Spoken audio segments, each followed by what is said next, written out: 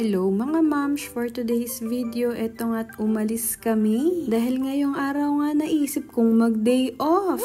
Pero bago yun, syempre no, ihahatid muna natin si Gasi sa mag-aalaga sa kanya for today's video. Sumakay nga lang kami ng bus dyan para nga mas malapit yung aming biyahe at the same time malamig yung sasakyan. Hindi na kami nagpa-service sa tatay ko dahil dito lang naman yan sa San Simon exit. Ito namang anak ko gustong gusto kasi nga nakasakay siya ng bus. Dahil nga ang batang ito nababaliw na talaga sa mga laruan na katulad ng bus na ito. Ayan nga at may pagtayo pa talaga siya, hindi pa siya nakontento sa pag-upo niya. Dahil nga gusto kong panoorin sa sinehan yung palabas nila Catherine at Alden na Hello Love Again. So syempre hindi naman pwede si Gasi sa loob ng sinehan kaya eto nga inihatid muna namin siya dun sa aking isang sister. Dahil nga mahilig-hilig kami kaya ayan ginawa namin ang lahat. Naglakad na lang kami dito dahil nga malapit na lang yung bahay nila. Okay na rin to para nga na-exercise na rin si Gasi at nang hindi nga rin to lumalabas ng bahay. Eto nga no naglalakad na kami dito sa tulay, Diyos ko tuwang-tuwa siya kasi ang dami niyang nakikitang sasakyan sa ibaba. May pagturo pa siyang nalalaman.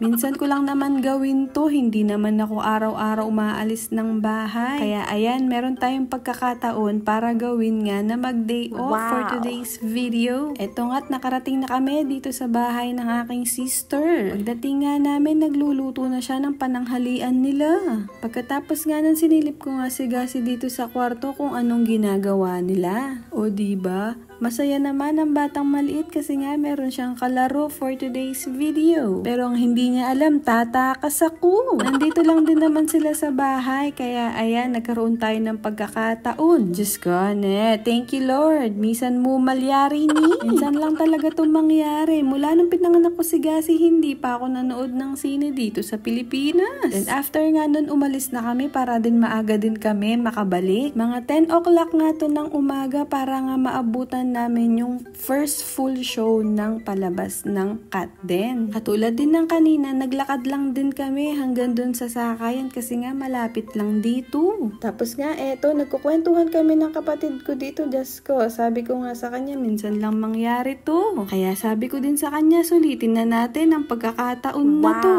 Tapos dito na nga kami naghintay ng minibus, yung mga uso ngayon. Eto nga't ilang segundo lang nandito na yung sasakyan namin. Malapit lang naman din kasi ang biyahe namin kaya ayan, so dito na kami sumakay sa San Simon exit para walang traffic. O diba, sa kahiligan namin, balik-balik kami. Kung galing ka na ng San Fernando, babalik ka ulit dahil nga mahilig kami. Tapos nga ilang minuto pa eto nga't nakarating na kami dito sa SM Pampanga. O diba, ang lapit lang ng biyahe namin, hindi man lang kami Diyos ko namawis ng kilikili. Chares! Kung pwede lang si Gasi sa loob ng sinehan at kung pwede rin siya dun sa panonoorin namin, bakit hindi ko na rin siya isama doon? Pero hindi rin naman kasi kami mag-e-enjoy pagka may batang malit kaming kasama. Tapos itong kapatid ko, nagpa-picture siya dito sa entrance. Pagpasok namin sa entrance, konting liko lang, eto na yung cinema dito sa SM Pampanga. Talagang maaga kaming pumunta para nga hindi namin maabutan ng mahabang pila dito sa sinehan. Dahil nga wala pang isang buwan ang palabas ng Cat Den, kaya malamang mahaba-haba pa rin ng pila. Kaya eto nga dahil maaga kami, kaya ayan walang masyadong pila. Buti na lang talaga, maaga kaming pumunta. Diyos ko,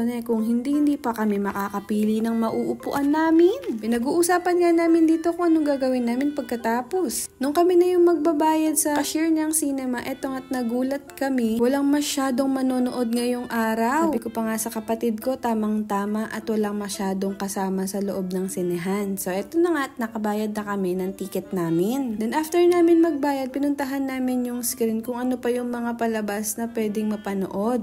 Nung nagbayad na kami ng ticket, saka nga namin nalaman na 2:15 PM pa pala ang simula ng show. Yun yung first full show na gaganapin ngayong araw. Diyos ko, ang tagal pa pala ng aming hihintayin. So ang ginawa muna ng kapatid ko, nagpa-foot spa muna siya dito sa isang salon. Ako naman, hindi na ako nagpa-foot spa dahil nung umuwi si Daddy Gian, nagpa-foot spa na kami. Although matagal na yun, pero syempre hindi naman ako nagtatrabaho kaya wala namang kalyo yung mga paa ko. Kaya ayan, tamang hintay lang tayo sa kanya dito para pampaubos ng oras o pampatay ng oras habang naghihintay kami.